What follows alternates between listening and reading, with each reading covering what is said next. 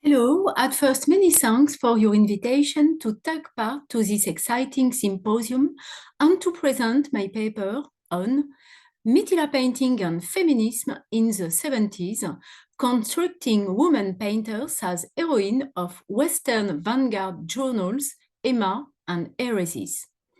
Mitila painting is an umbrella term for ritual and art forms. The paintings began as auspicious images painting by women on the walls and floor of their homes. During the BR drought in 66 and 67, the All India Handicrafts Board encouraged shifting artwork onto paper to generate income, causing social and aesthetic changes along with its commercialization. The resulting globalizations coincide with the development of gender and post-colonial studies, deconstructing hegemonic discourses and male and primitivist canons since late 90s. The paintings, narratives undergo a reversal, making visible the overlapping of dominance criteria of gender, caste, class. The evolution of Mitila art belongs to a connected history involving transnational mediators. Mitila art was a subalternized ritual prior to commodifications as a woman's non-Sanskritic and non-written element of the ritual. Murals, aripana, and objects were marginal to male Brahminical religious values. Exciting by paintings and so-called parallels he saw to modern European art, William Archer documented them, guided by upper-caste male informants.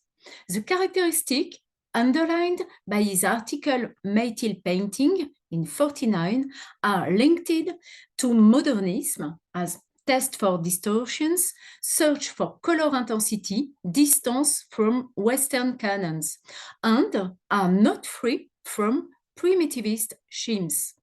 Even if the reception of his 49 articles reifies visions of Mitila art based on a stylistic distribution per caste and a collective, anonymous woman practice, he was less essentialist than he appears. Yet, for long, Mitila paintings were essentialized as anonymous, homogeneous, rural, and immemorial.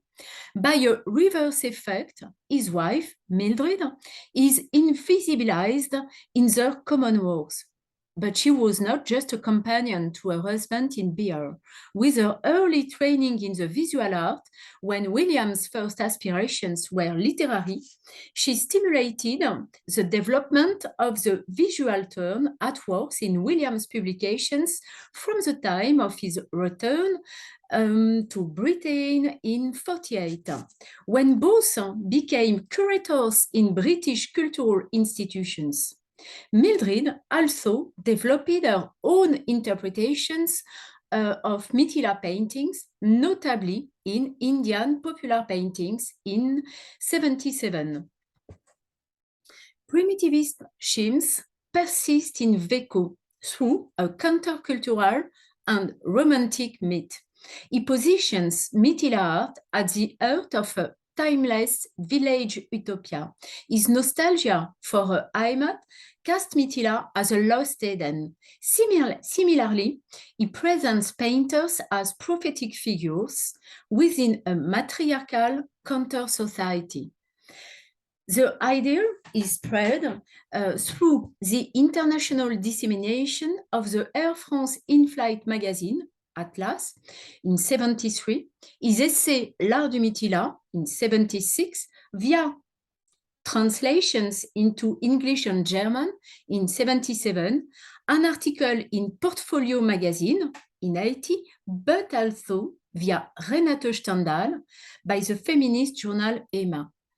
A discourse valuing subalternized minorities emerges simultaneously by Erika Moser-Schmidt, Ray and Naomi Owens, promoting a fair trading system situated within applied anthropology and area studies. Moser-Schmidt's contribution on Mythila artists in Heresy, an experimental journal, asserts an inclusive radical feminism. Her committed anthropology contributed to the assertions of Dalit women's identity via art. Filming, representing, and thinking women's creativity contribute to swathe gender, caste, and class inequalities. An inclusive feminism emerges early in India, for instance, with Nalini Singh, Women's Quest for Power in 80. The shift from reified visions to its deconstructions via an inclusive feminism has been gradual. The changing of narratives follow global flux and interareal transfer. It took place in the wake of the dynamics of cultural transfers through which the 70s played a crucial role. In the 70s, feminist movements, as part of countercultural social movements, are based on claims for equal gender rights and the fight against patriarchy. The foundation of groups for women's emancipation and rights was accompanied by the creation of a new kind of periodicals. The international reception of Mythila paintings is linked to the emergence of these journals. Based on different visions of feminism, the first issues of Emma and Heresies came out respectively in Germany and the USA in January and February 77. From the very beginning, both journals devoted an article to the women painters of Mythila. Renata Stendhal's contribution for Emma was published in June 1977, Moser-Schmidt's one for Heresies in January 1978. The United Nations designated 1975 as International Women's Years, opening the United Nations Decade for Women. That same year, in France, the Mythila paintings were displayed after the mounting of the successful exhibitions of Weco collections at the Musée des Arts Décoratifs. This exhibition was held on the occasion of International Women's Years.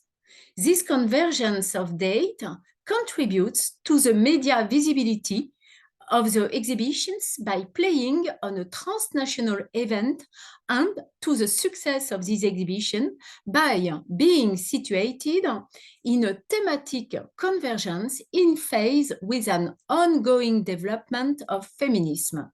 Significantly, a Mythila painting depicting a series of 59 similar gopis is partially reproduced on the cover of the thematic issue of the UNESCO Courier, entitled Turning Point for Women. This painting was taken from Weco's collections on display in the Musée des Arts Décoratifs and in the exhibition catalogue. Perhaps the choice of his work is related to its resemblance to pop art paintings. This cover draws attention to an article devoted to the Mythila painters, which is unique in this issue in reproducing color plates of work from Weco's collection. The receptions of Mythila art in the 70s in West is closely connected to the history of feminism. Weco, via his speculation on a phantasmatic matriarchy, which Stendhal reappropriated in Emma, and Moser-Schmidt, due to her precursory gender studies, are significant stakeholders. However, Emma and Heresy represent precisely two characteristic journals of the new trends of radical feminism in the 70s, respectively in their exclusive, against patriarchy, and inclusive declination, including other oppressions, caste, class, religion, North-South divides. Stendhal, with Weko's Utopia, and Messerschmitt, in their distinctive approaches to the Mittila painters, offer two distinct views of feminism combined with divergent and contrasting relationships to the field. The first, indirect, based on Weko's ethnographic approximations. The second, direct, based on the fieldwork and the making of anthropological documentaries. However, both visions bear witness to a kairos of international reception, not only of the works, but also of their creators, the Mittila painters, pioneers of the 70s, introduced to an international art scene and reappropriated by vanguard feminism.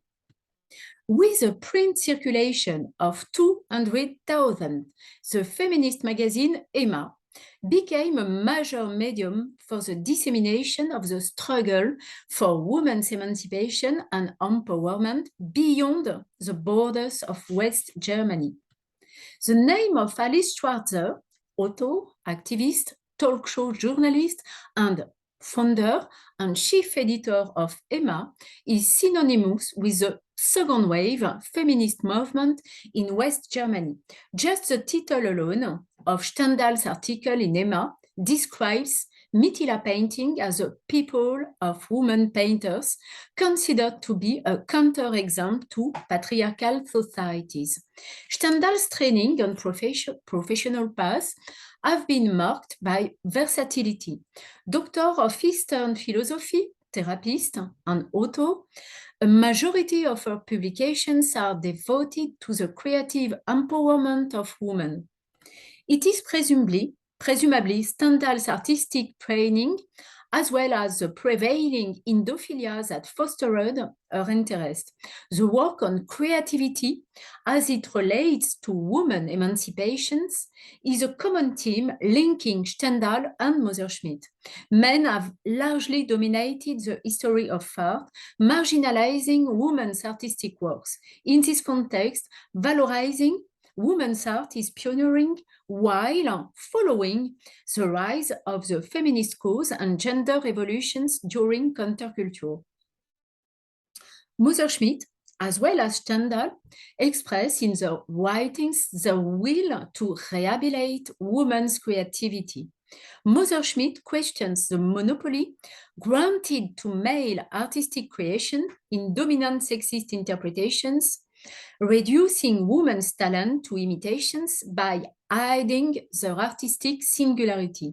Stendhal and Messerschmitt share common convictions of the need to restore an art history devoid of male's monopoly of creativity.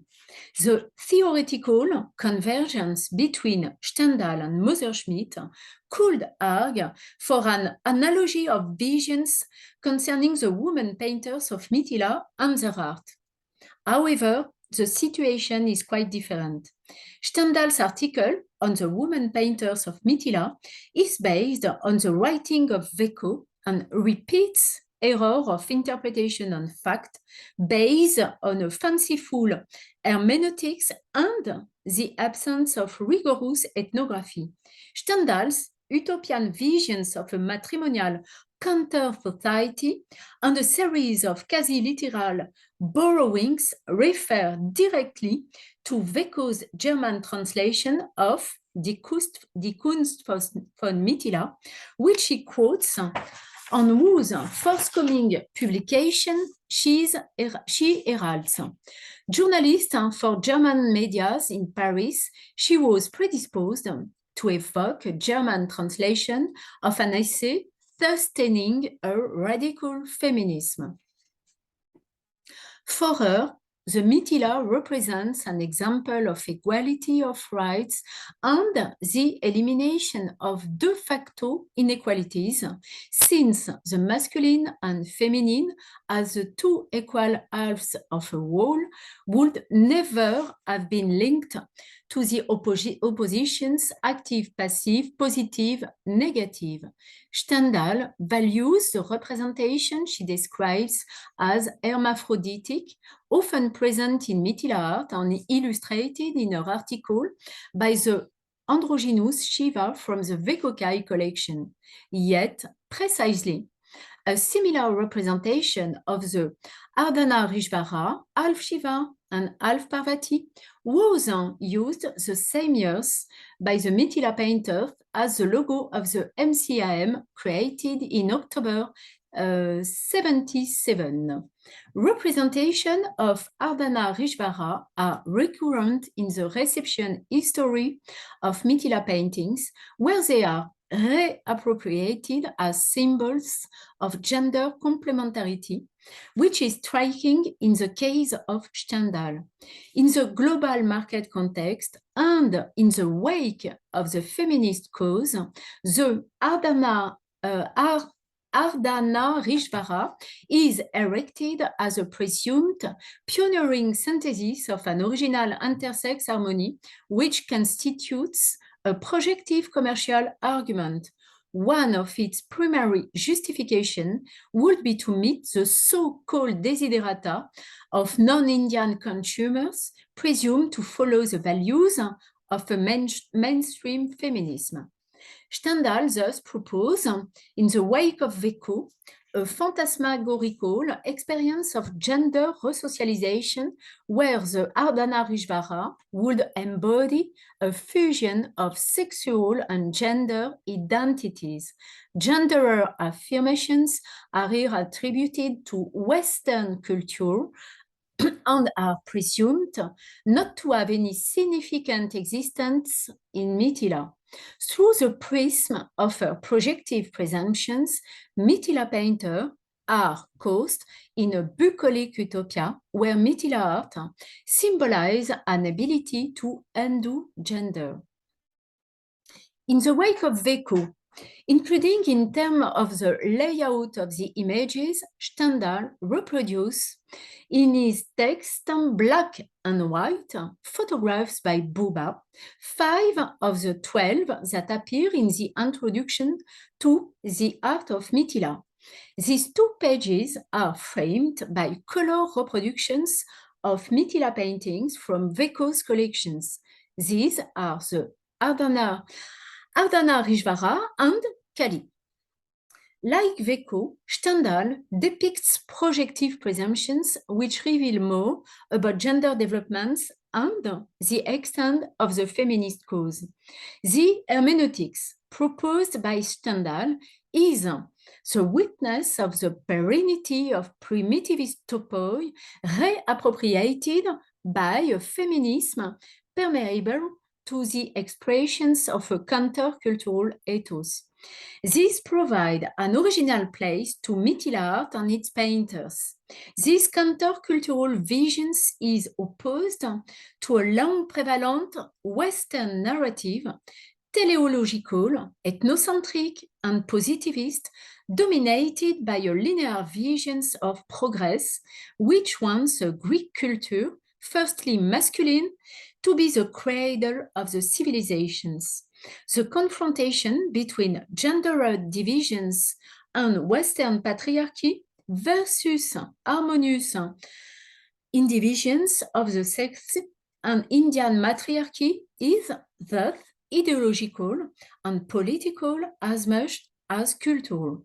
A semantic register denotes this Maytil enchantment instrumentalized to build a feminist utopia.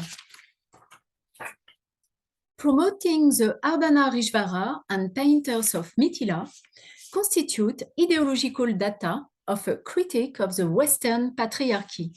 This interpretation and utopia with a feminist, primitivist tonality in a countercultural context is a resistance in form and in idea.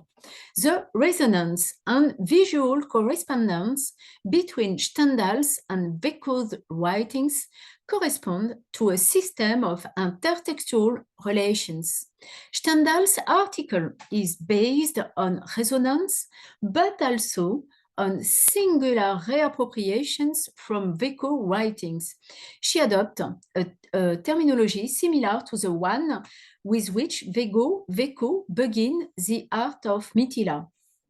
The beginning of the sentence is similar in Veco, but it then diverges in Stendhal. For Veco, reified so-called pure traditions prevail, following the primitivist myth of a chimeric, unaltered alterity untouched by hybridity. Stendhal's ambitions consist in presenting an ideal counter-society in Mithila. Stendhal's utopia, conceived as concrete but projective, is in her article a matter of evidences supported by a presumed multi-millennial past.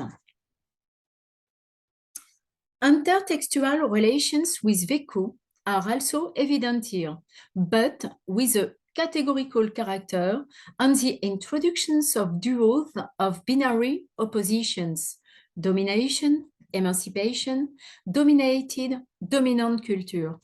Stendhal's dualistic analysis sets up woman artists in Mithila as a dominant social force, contrasting with the visions of non-Indian women in a male-dominated culture. The binary analysis in terms of power relations and gendered cultural dominations does not appear in Veco, which merely notes the paucity of women artists in Europe compared to the prolific art expressions of women painters in Mithila. If the continuous relation of intertextuality and visual correspondence built a common mode of idealization, the ambitions and purpose of the two authors diverge in their contrasting visions and finalities.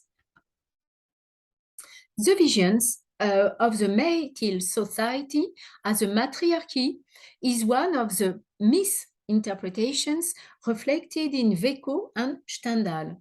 Another interpretation of Mithila emerges in a sub-sections of the issue of Heresy, another then important feminist journal on women's art in village India, to which Messerschmitt contributes.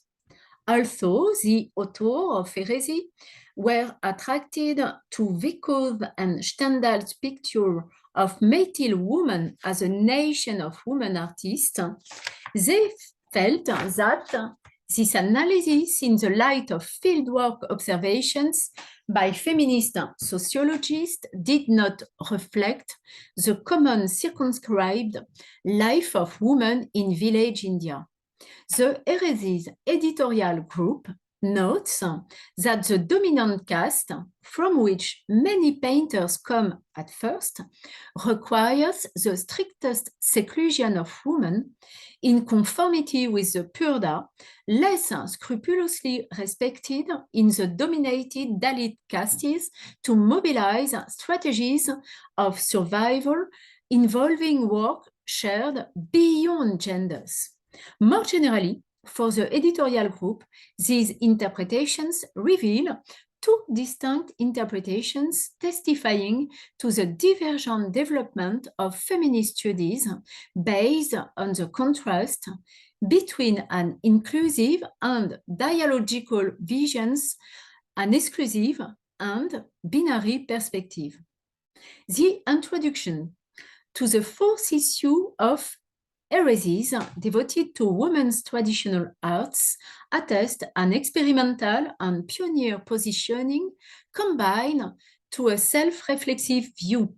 These manifesto-like introductions conveys the inclusive feminist visions adopted by the journal, characterized by a capacity to apprehend complex interactions to avoid reductive dualism and to adopt a dialectical posture.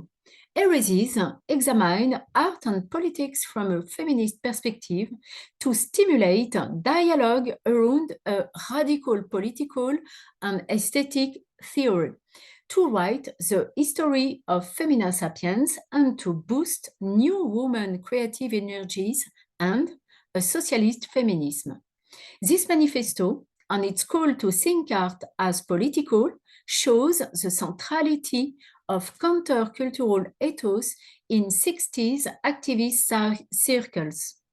Stendhal and Messerschmitt develop antagonistic visions of the women painters and their creative and social context.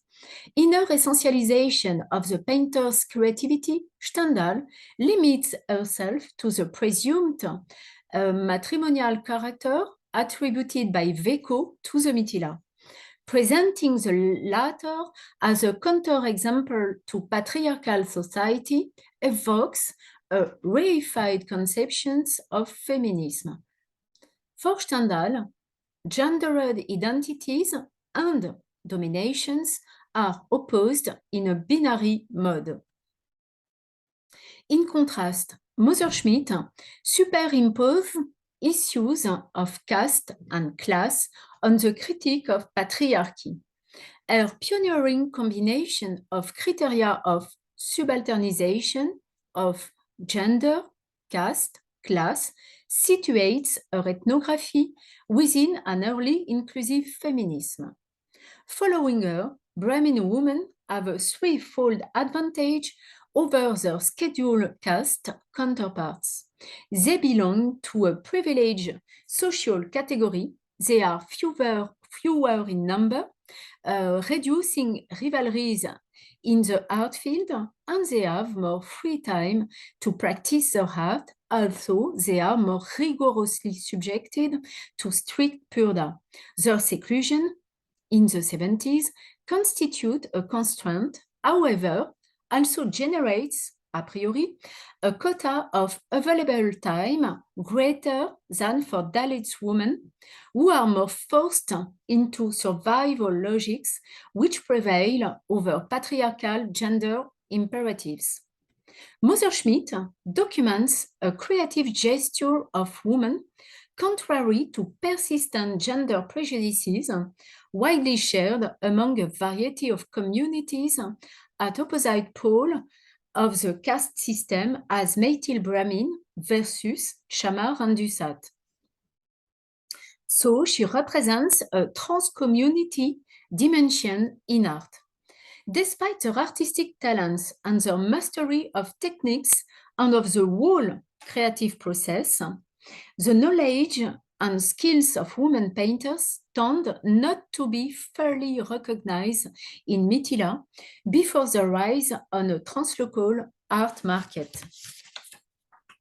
For Schmitt, women are in a situation of subalternity correlative to patriarchal dimensions of their society, mixed with forms of affirmation and emancipations. Their works, in a subaltern ritual context, are considered as a vernacular practice of women with only limited prestige. For Messerschmitt, the concept of art is usually not applied to this art, thought its creative qualities equal those of classical arts. For this purpose, Messerschmitt gives following explanation. The objects are primarily functional. Domestic art is produced by women as part of their household duties and not highly esteemed. Objects of high aesthetic quality are created as gifts and as God's donations. The free available nature of the materials, the ephemeral and non-commercial character of the murals contribute to their value depreciation in local circles. As female, non-Sanskritic domestic rituals, murals remains at the margin of Brahminical values do not circulate as commercial objects. Ritual domestic frescoes are thus developed with a double deficit of capital, symbolic religious and economic monetary. Through the commercialization and artification of paintings transferred to paper, some women managed to improve their socio-economic situation and gender status. Following Hérésies collective, Messerschmitt is less concerned with determining a pseudo-artistic essence than with deconstructing a creative process in reconfiguration from ritualistic murals devoid of market value to symbolic and economic recognitions in a translocal art market. Messerschmitt's questioning highlights the paradox facing the globalization of Mithila art. How was it possible that out of the mass of women in India, a few could break out the rigid traditional value system to become famous as a group in the world market of folk art, producing paintings which sell as Mithila paintings? Or, under what conditions do works and artists enter the international contemporary scene to build artistic careers? The clue to the answer by Messerschmitt lies in the word art market. Situating the production of Mithila paintings within the dynamics of the market leads to a more complex vision than the one by Stendhal. In her contribution to Hérésies, Messerschmitt presents two examples of painters, those, the most numerous, who cannot directly dispose of the income obtained from the sale of their paintings, because many members of the family collect and spend the money they earn. Those, the fewest, who are more successful and become even transnational celebrities, who benefit from greater power. Often, men, including Brahmin, become involved in various aspects of an activity identified as a source of profits. The art globalization contributes to the emergence of male commercial brokers, assistants, and painters. For Messerschmitt, the transformation of the socio-economic environment can overturn the roles of gendered divisions of labor.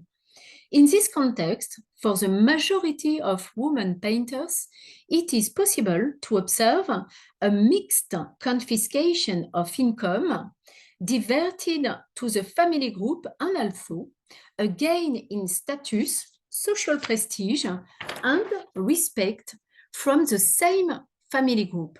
Messerschmitt highlights the superimpositions of patriarchal structures and novel forms of empowerment. Messerschmitt is aware of the constructed nature of the transfer on paper of the paintings for commercialization and of the differentiated value scales and criteria of appreciation between painters and buyers, especially non-Mithila. It is through the prism of a Western gaze that the works are reconfigured to be included in the sphere of art, even if partially. Ethnocentric and reified form of appreciation combined with a quest for a supposed authenticity tend to obscure the dimension of art contemporaneity at work in this creative process. The paintings tend to be confined to the status of popular art.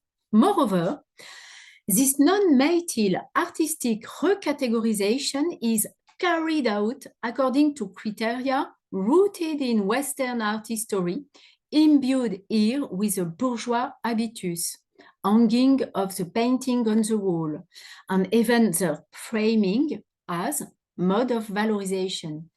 Faced with the aesthetic visions of the buyer, the painter privilege the domestic functions of the paintings, be it ritual and or decorative.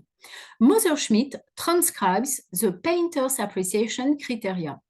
Women of Mithila in the 70s value textile art skills and the fine weaving of silky grass higher than painting. Beyond any globalization, Messerschmitt relativizes marchand aesthetic criteria as deduced from Western tradition art academic categories, valuing painting as highly esteemed bourgeois art.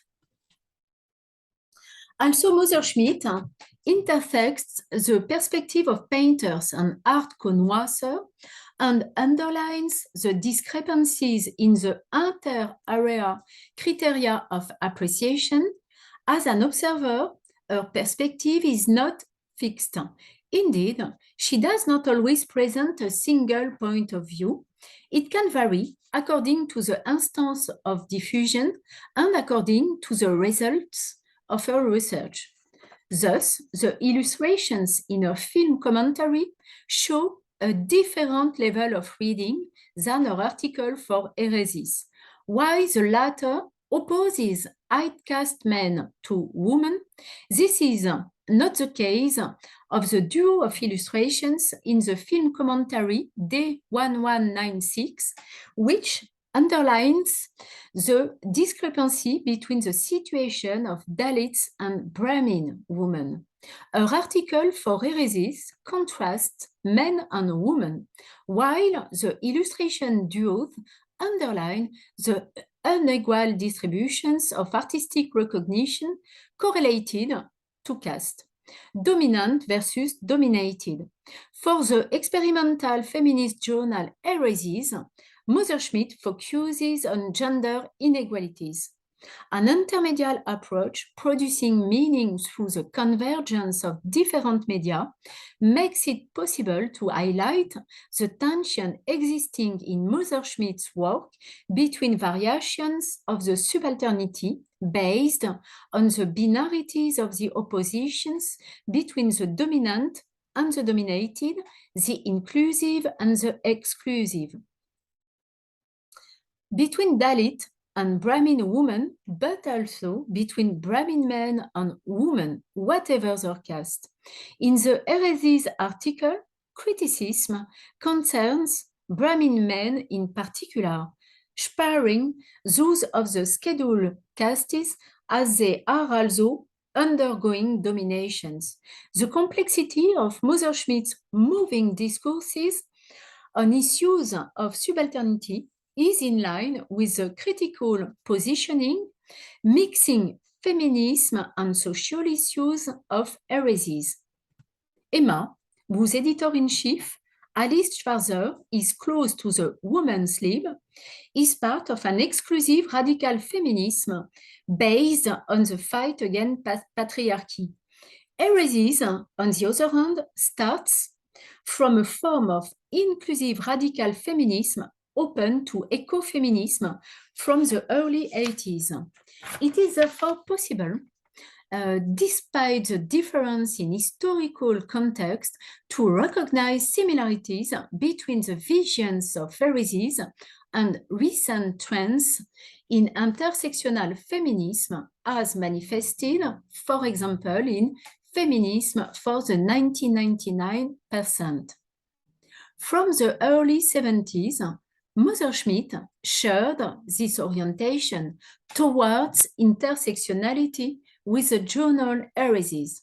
Mithila women painters mediated through these two articles in Emma and Heresies testify to an important turning point in the history of feminism, as it is masterfully revealed in the passage from Weko's visions via Stendhal to that of Messerschmitt. 6 months separate the publication of the June 77 issue of Emma, including Stendhal's article, from the January 78 issue of Heresies presenting Messerschmitt's article. The two thus elaborate a contrasting dialogue through interposed reviews around a now globalized Métis art.